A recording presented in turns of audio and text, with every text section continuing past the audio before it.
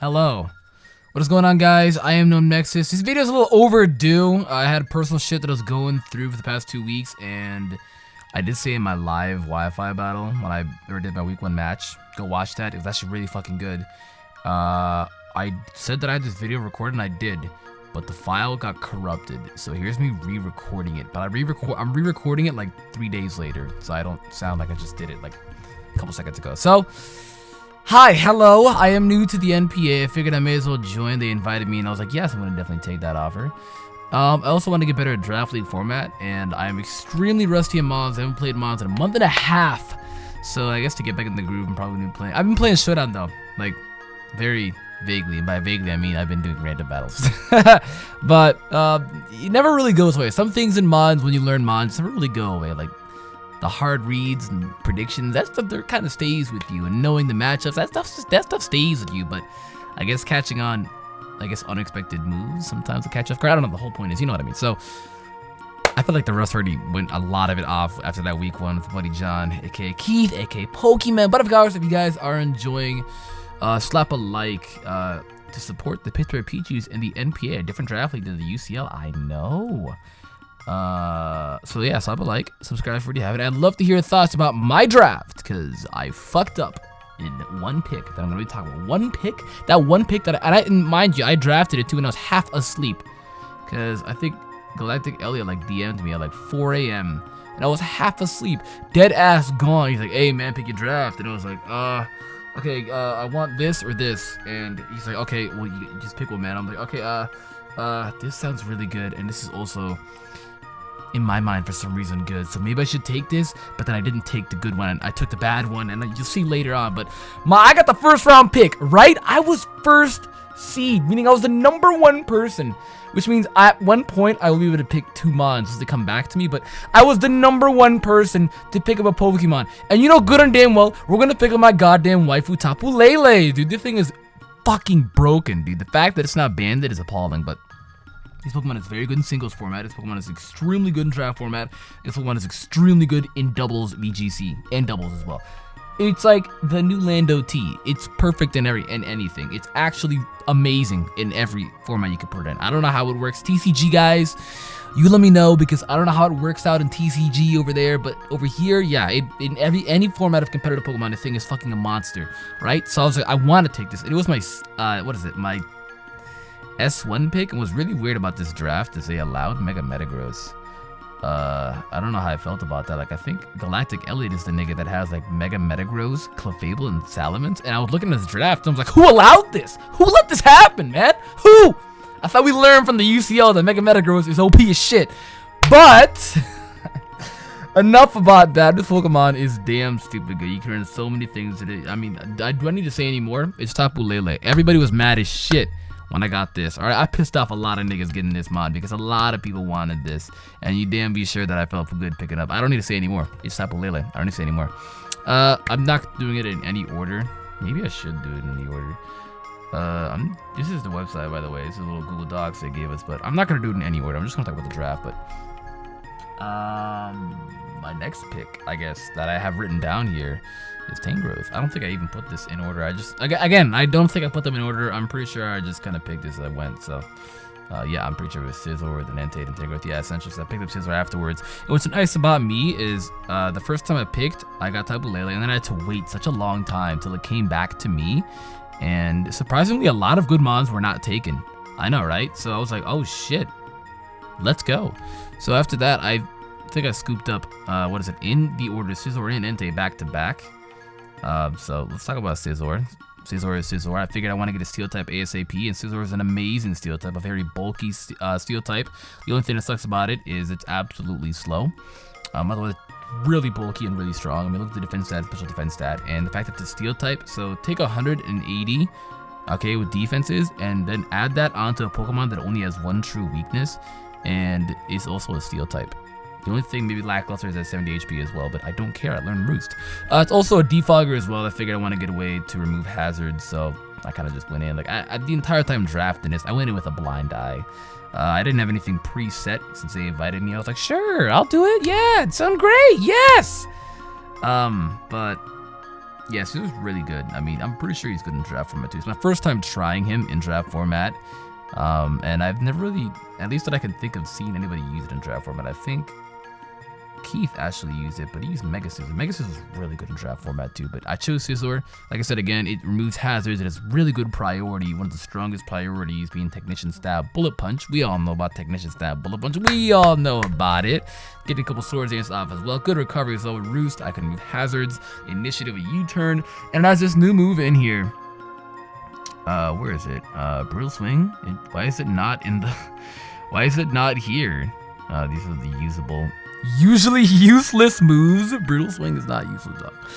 Bug Bite? Yo, they gotta update this shit, dog. But yeah, it's Technician Booster Brutal Swing. It has no effect, but if you're using it in doubles battle, it hits your adjacent, so the Pokemon right next to you.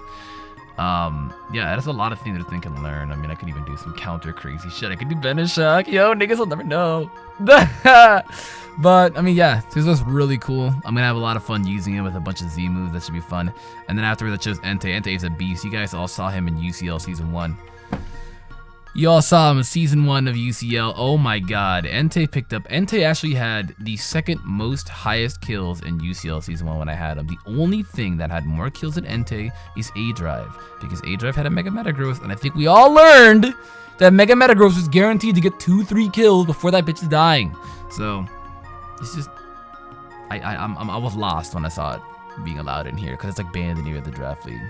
I think the UCL especially learned their lesson because I was in the UCL saying, oh no, it's not allowed, and everyone's like, oh, it's in Smoke on, let's do it. I was like, no. So I think everybody learned, but Entei, of course, I gotta get my cat. I love Entei, favorite of the 3. I gotta get my cat, Young Boy Sacred. You already know. This mod is really good. I'm not gonna lie. Look at the stats across the board. It's incredibly amazing. Very versatile. Very bulky. I would say very bulky, but it is really bulky. Look at that, 85, 75 with 115 HP. I will take that. 100 base speed, 115 attack, and 90 special attack. So I can run it special, I can run it physical, I can run it pretty defensively sometimes. It's draft format, so running defensive Entei isn't the world's craziest thing. Really good priority is extreme speed. It learns Calm Mind. I don't think it gets any setup for physical wise. I mean, does it learn workout? Does it learn home claws? Well, I guess he doesn't learn any physical setup, but yeah, Entei is really, really fun to use. He gets Will-O-Wisp, so I mean, he cuts someone's attack in half. So let's do that. Let's go Will-O-Wisp Crush Claw. Let's go Normalium Z Crush Claw. Get the 50% chance to lower the defense by 1. Let's go ahead and do it. We're Z move Dig. We're out here, boys. But Entei is gonna be a lot of fun to use. I always rely on Entei. Entei is my lovable beast, and I absolutely fucking love this Pokemon. The fact that I got it put a smile on my face. I had the option between choosing Entei and Arcanine, and sure, Arcanine probably would have worked a lot better within my draft. Having both Arcanine and Tangrowth is pretty fucking good, but I decided to go with Entei for more power. Will I look back at it and regret it? Maybe, but for now I chose that. Then afterwards, oh my god, here's where it went downhill. This idiot! Oh my god! This Mon that you're seeing on your screen, this stupid Mon messed up my entire draft. Oh, let's talk.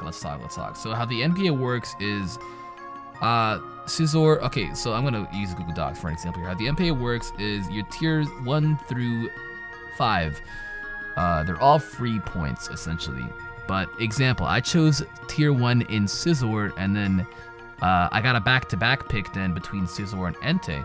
If I chose my tier 1, because we have a total of, I think, 400 points, and I think I already used 100 on Tapu Lele, even though that 100 should be free, but the fact that there's like a tier where you choose 100 and a tier where it's 0, like Necrozma and Megas and stuff like that. So what it was, and it took me a while to understand this because they would always explain this to me when I was like half asleep. So lesson learned, don't do shit half asleep. But you all know me, I do everything half asleep.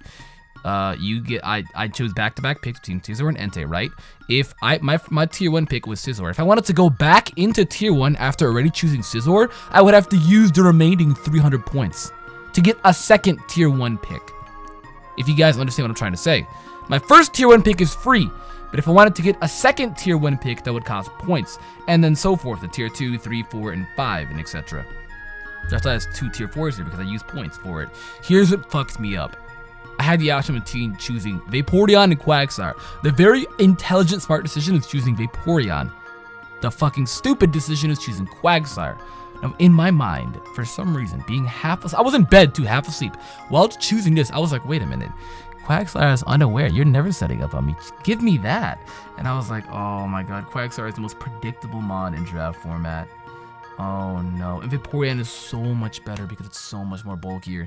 Not sure Vaporeon does get hit with electrical moves and Quagsire. I could laugh at it, but oh god. And what this messed me up in is if Vaporeon, I think, was in the same tier as someone, I can't remember. But the whole point of it is that I could have gotten Vaporeon for free rather than choosing Quagsire, because my whole faulty in that was if I went back and chose Vaporeon, then I couldn't get Nidoking and Zoroark. I'd have to get Nidoking and Vaporeon, and then I couldn't get a Pokemon that was in tier 4, which Zoroark was in. And I needed that dark type, and Zoroark is pretty strong, so yeah, frail, but strong.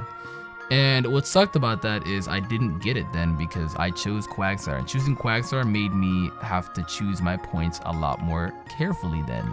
So if you guys are looking at this idiot right here, yes, this guy who's smiling at us right now, you don't see my mouse circling around him, but this guy right here smiling at us, yes, he ruined the Pittsburgh Pichus drafts, but really it was my fault. So I'm definitely taking the L for that. Next time I'm gonna be like, yo dog, I'll tell you in the morning. And they're like, all right. Oh god, Quagsire. I mean, I'm gonna do the best that I can with this guy. Look at his stats. Oh god. Oh god, I chose him and Zoroark at the same time. Zoroark though is pretty strong.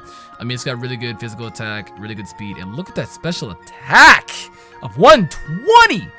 Basically, this mod is a glass cannon. He's really frail, 60 across the board in defenses and HP, so he's not taking a hit for the life of him. Any super effective move at this point is killing him. A Mach Punch, a Vacuum Punch, a U-turn, anything. It does not matter. Anything is killing this mon.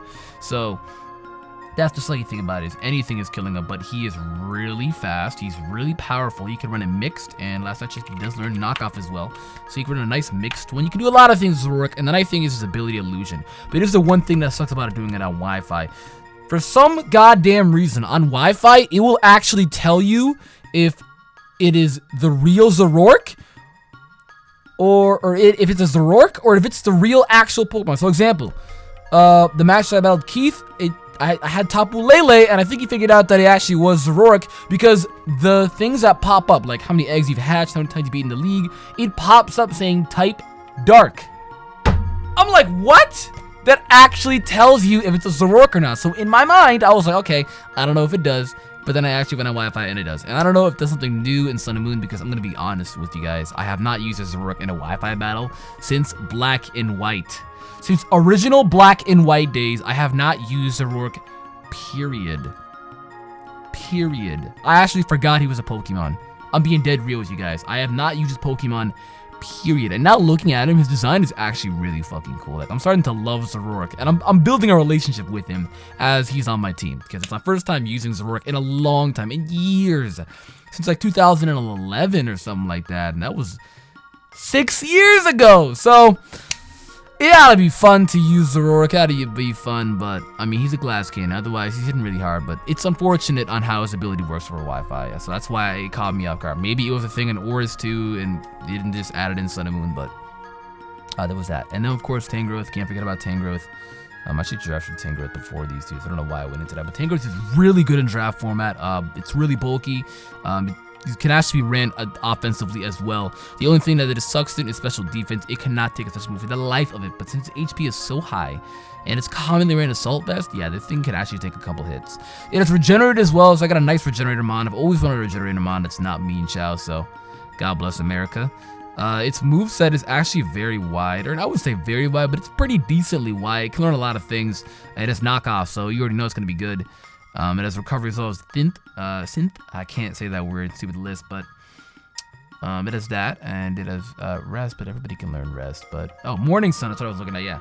So a couple of recovery moves that actually could run and stuff like that. So we'll see how this mod works out for me. I mean, it's always been really good for everybody that's had it in any type of form. I know Adra used it in the UCL, etc. So it always really works out for a lot of people in draft format. So I'm glad I got to scoop that up. And now, after that, we got your boy Nidoking. Let's talk about this behemoth, this fucking monster, dude. God, he's so good in draft format. I think he's really underrated. I don't really hear a lot of thoughts about Nidoking when it comes to draft format. Go figure. Maybe I don't talk to enough people that religiously play this. I talk to a good amount of people, I'd say, but And they never really talk about Nidoking. They more talk about Nidoqueen, because Nidoqueen could do everything Nidoking could do, just not enough power and is more bulky. So I can understand why Nidoqueen would be a better choice in draft format than actually Nidoking. But if you want the more offensive approach, which is something I was aiming for, yes, 100%, dude. Nidoking is a monster. His move pool is stupid wide. Look at this shit. We don't even gotta talk about it, bro. He's priority. He can set up hazards, attack spikes, and stealth rock. That's also a big reason why I chose him as well. A good rocker. But he's also so strong. Dog, niggas don't know about disabled talk. I'm running that shit. But I mean, he's really powerful. He learns a lot of moves. What more than you even say about him? He does set up with power-up punch as well. I don't think he learns Swords Dance. Does he learn? Does he learn? Yes, he does. Okay, so he learns to set up as well. His move pool is stupid wide. Watch, I'm about to blow niggas away with Z-Surf, dog. People don't know. People just do not know. Or Waterium Z or Surf, whatever it's called, but hey, Nidoking, a very powerful mon. You can run a Life Orb, Scarf, Specs, Banded. A lot of things you can do with Nidoking, and I'm gonna have a lot of fun running this Pokemon. Not to mention, he's one of the coolest shinies in the game, dude. Look at that. Fun fact, at one point, Nidoking was the channel mascot. It went Clefable, then Nidoking, then Morty, then Azumarill. And then now Azumarill and Pelipper. Or it was always Azumarill and Pelipper, yeah. Afterwards, from that, I chose Licky Licky. I kind of want to talk about it in order. I chose Licky Licky. Licky Licky is a pretty fat mod, I'm not gonna lie. 110 HP, 95 in both defense. It's pretty fat mod. Only one weakness is fighting, and an immunity to ghost. So, I mean, there's that. And I think it learns Outrage too. No, it does not. Because like, own tempo, I can use Outrage and not get confused. Who does that though? I see so many scrubs run Outrage. It's like, oh, I'm gonna run an Outrage right here. Look out, dragons. Look out, dragons. Here I come. But this mod is really good. I've always loved using it. I always use it when it came to like the NU tier. I don't know what tier he's in now. He's new. Okay, well, I don't know what tier he's in now, but I know last meta he was NU, and I've loved using him down there. I would always like the Solvis set, or sometimes Swords Dance, normal Gem Explosion, some suicidal shit. His special attack, honestly, isn't as bad as you would think. Wait, what the hell? I never started to look at that. What the fuck, dude? But, I mean, mainly he's more of a physical attacker, but his moveset is really wide. For some reasons, Game Freak decided to make every single normal type Pokemon have a crazy wide move pool, learning all the elemental moves. I guess it's because they're so normal, they can do weird things, and it's normal to be weird. I know, mind blown. I'm blown as well. But he's learned a lot of things. I mean, knockoff, do I need to say anymore? Power punch, NST, do I need to say anymore? Body slam, nigga, thunder, what's up, run up, pull up, nigga, do what you must. Belly drum, oh yes, oh yes. I'm pretty sure I'm not mistaken, Z belly drum actually recovers HP, whereas belly drum removes, I think. Apologies about that, somebody came in, but essentially, yeah, Licky Licky is a pretty good pick. I'm pretty happy with it, I'm not gonna lie. I'm actually really happy with Licky Licky. I like Licky Licky a lot. Not to mention that he's actually gonna be licking niggas' schlongs. He's gonna be licking your tip while I'm beating you in a Wi-Fi. But I was like, wait a minute, what? Yeah, he's gonna be licking up that tip. I'm telling you, he's gonna be licking gooch ticklers out here. Dude, that's his name, Gooch Tickler. Tiklakun. Next we got Float Cell. Figured I'd get a really fast mon. My team was looking a little slow, so I figured I'd get his fast mon. Plus I got a mon that swifts him, so he gets even faster at one point. And Water Veil, which means he can never get burned. And I love that. I love the fact that he can never get burned, because I can't tell you how many times, if I go for Scald, and everybody on my channel, if you're new to watching me because of the NPA, hello, I get hacked a lot. If you're already here, everybody knows that. Every time I stream Wi-Fi battles or like showdown battles with viewers and stuff like that, everybody knows that I cannot burn at all. I got cold water, right? But anytime I'm facing somebody who uses Scald, they burn me. Anytime they use Will-O-Wisp, they land it. I don't. So it's pretty, I feel like every YouTuber complains about that, but I'm telling you, I mean it when I say it. I gotta be the worst, dog. I gotta be the worst. But I mean, Float Cell, really fast mon. It's actually not as strong as you would think. 105 is okay, actually. But the 85 special attack, I was hoping, I wish it was 100, but he's not bulky at all, is what I'm trying to say. He's actually really frail. He has 55 and 50 in defenses, and his HP is like 85. I think the only thing that he's bulky in is natural bulk, because he can't be burned, and his HP is pretty high. So that's the definition of natural bulk right there. He's pretty naturally bulky, I'd say, but otherwise, no. The HP is the only thing that makes him bulky. I'd say a little bit more tanky than anything, but not No, he's pretty frail. He dies actually really fast, actually, but another steel resist, so shout out to that. And he's also a dumb speed fastball. And his move pool is it's alright, it's okay. I mean, it's mainly water moves and normal moves. So there's that. I think the only kind of unique things he has is fighting in ice moves. Otherwise, yeah, it's water normal fighting in ice moves. So he's pretty predictable, I guess, when you can kind of think about it, because he can run such a very straightforward moveset that he can run. But the fact that we actually are allowed to use Z moves, and Z moves are introduced into Sun and Moon, makes it to where you can't expect stuff like that anymore. So look out, boys and girls, I got a float cell. Good BP user as well. Last but not least, our last pick that we actually scooped up is your boy Mesprit. I didn't talk about Electivire. What the hell? Wait a minute. I probably should talk about Electivire. I probably should talk about Electivire way before all these guys. Let's talk about him. Electivire, I honestly think, is kind of underrated when it comes to the draft format, because his move pool is dumb, stupid wide. He's really fast. I wouldn't say really fast, but he's okay fast of 95. His move pool when it comes to stat distribution is actually pretty good when it comes to 123 physical attack and 95 special attack. Yeah, it kind of comes down to the point where he can be run mixed really well.